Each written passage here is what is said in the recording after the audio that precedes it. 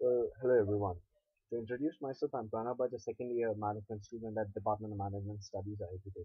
And I would start uh, for the motion for the topic capital punishment is a necessary practice for punishing heinous crimes in a society. So for a moment, let us all close our eyes and imagine ourselves in the shoes of the father of whom people call Damini or Nirbhaya. Can any punishment to those six offenders pacify the flames in his heart? Let us be in the shoes of a man in Kashmir whose son was brutally killed in front of him, his daughter raped, and wife taken away in a van. What can take their pain away?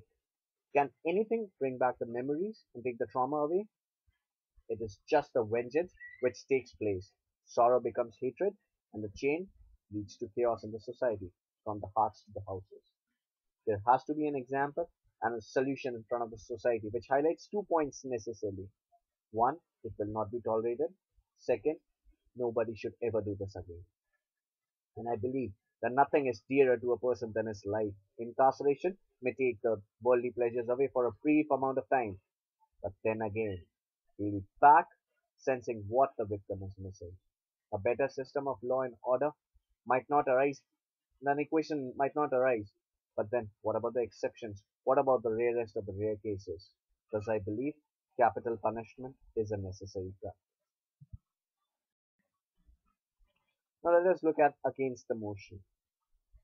People might talk about examples to the society, people fearing death and thus reducing the heinous crimes rate. But let us look at two famous examples. One of that of United States and second the European countries.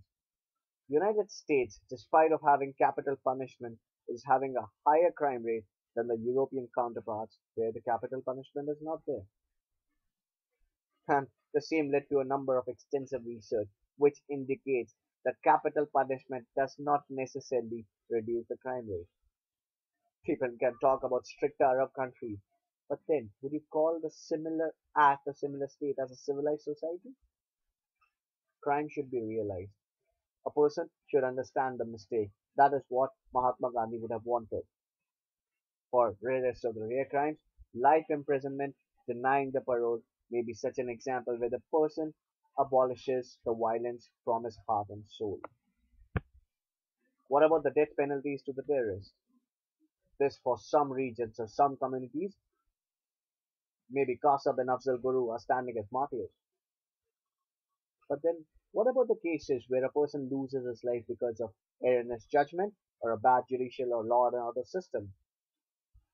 Administration, police functioning policies or stronger intelligence may reduce the crime rate, but capital punishment is not the answer.